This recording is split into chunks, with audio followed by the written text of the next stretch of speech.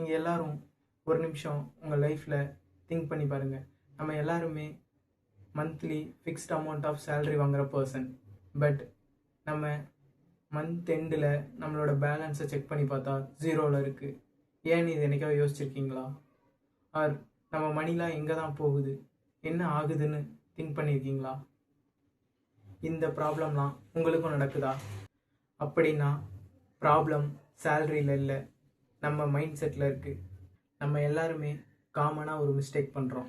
அது என்னென்னா, salary credit ஆனதும் நம்ம எல்லாருமே ஸ்பெண்ட் பண்ண ஆரம்பிக்கிறோம். எலக்ட்ரானிக்ஸ் ஐட்டம்ஸ் அப்கிரேட் பண்ணுறது, அண்ட் புது ஐஃபோன் வாங்குறது, அண்ட் காஸ்டியூம்ஸ் புதுசாக வாங்கி நம்ம மணியை வேஸ்ட் பண்ணிக்கிட்டு இருக்கோம். லாஸ்ட்டாக நம்ம மணியெல்லாம் வைப் அவுட் ஆனதுக்கப்புறம் தான் ஐயோ சேவ் பண்ண மறந்துட்டோமே அப்படின்னே திங்க் பண்ணுறோம். இந்த ப்ராப்ளத்தை நீங்கள் ஃபேஸ் பண்ணிக்கிட்டு இருந்தீங்கன்னா கண்டிப்பாக உங்களால் எப்போவுமே சேவ் பண்ண முடியாது. ஸோ இதுக்காக நான் சொல்கிற ஒரு ஐடியா என்னென்னா, சேலரி கிரெடிட் ஆனதும் ஃபஸ்ட்டு சேவ் பண்ணிவிடுங்க. அதை ஒரு பேங்க் அக்கௌண்ட் க்ரியேட் பண்ணி செப்பரேட்டாக இந்த அக்கௌண்ட்டுக்கு போயிட்டு சேவ் ஆகிற மாதிரி ஆட்டோ பே பண்ணி வச்சுருங்க. That's all. ரிமைனிங் இருக்க உங்கள் சேலரியை வச்சு தான் நீங்களோட மீதி இருக்க எல்லா எக்ஸ்பென்ஸு அண்ட் ஸ்பெண்ட் பண்ண வேண்டியது எல்லாத்தையும் கவர் பண்ணணும். நீங்கள் உங்கள் சேலரி கிரெடிட் ஆனதும் அதிலிருந்து மினிமம் 10% கண்டிப்பாக சேவ் பண்ணி ஆகணும். அண்ட் அந்த சேவ் பண்ண அமௌண்ட்டை நீங்கள் டச் பண்ணவே கூடாது. இது உங்கள் ஃப்யூச்சருக்குன்னு நீங்கள் ஃபிக்ஸ் பண்ணி வச்சிடணும் தனியாக செப்பரேட்டாக. இது உங்கள் ஃப்யூச்சருக்குன்னு செப்பரேட்டாக எடுத்து வச்சிடணும். எக்ஸாம்பிள், நீங்கள் ஒரு 20K ஏர்ன் பண்ணுற பர்சனாக இருந்தீங்கன்னா அதில் 10% 2K எடுத்து ஒரு செப்பரேட்டான பேங்க் அக்கௌண்ட்டில் சேவ் பண்ணி வச்சிடணும். இதுதான் நீங்கள் பண்ண வேண்டிய ஃபஸ்ட்டு ஸ்டெப். தென் ரிமைனிங் இருக்க 18K வச்சு தான் உங்களோட ஆல் எக்ஸ்பென்ஸ் அண்ட் உங்களோட வாண்ட்ஸ், நீட்ஸ் எல்லாமே நீங்கள் கவர் பண்ணணும்.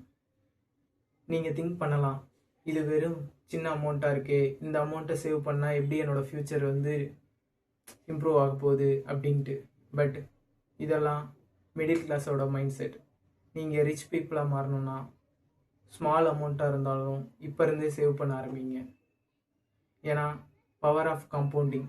நம்ம எவ்வளோக்கு எவ்வளோ டைம் அதிகமாக கொடுக்குறோமோ அவ்வளோக்கு அவ்வளோ உங்களோட மணி ஃப்யூச்சரில் காம்பவுண்ட் ஆகிட்டே போகும்.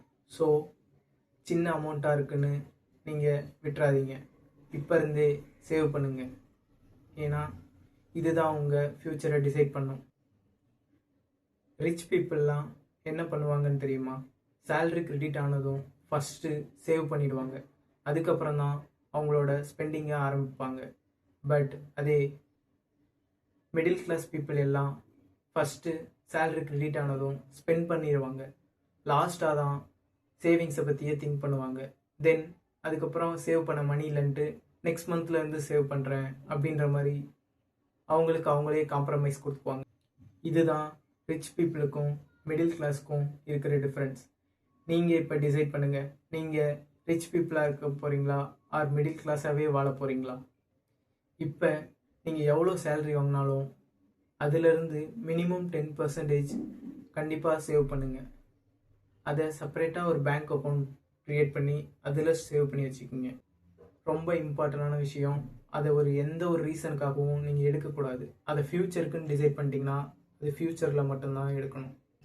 இதுதான் கைஸ் நான் இந்த வீடியோவில் உங்களுக்கு சொல்லணும்னு நினச்சது. ஸோ நம்ம நெக்ஸ்ட் வீடியோவில் சேவிங்ஸ் அண்ட் இன்வெஸ்டிங் இது ரெண்டுத்துக்கும் இருக்கிற டிஃப்ரென்ஸை நம்ம நெக்ஸ்ட் வீடியோவில் பார்க்கலாம். அந்த வீடியோவை நீங்கள் மிஸ் பண்ணிடாதீங்க. ஏன்னா உங்கள் மணியை சேவ் பண்ணால் மட்டும் போதாது, இன்வெஸ்ட் பண்ணணும், அதை க்ரோ பண்ணணும். அது எப்படின்றத நம்ம நெக்ஸ்ட் வீடியோவில் பார்க்கலாம். ஸோ இந்த வீடியோ உங்களுக்கு பிடிச்சிருந்தா லைக் பண்ணுங்கள், ஷேர் பண்ணுங்கள், கமெண்ட் பண்ணுங்கள், மஸ்ட் சப்ஸ்கிரைப் பண்ணுங்கள். நெக்ஸ்ட் வீடியோவில் பார்க்கலாம். Bye guys.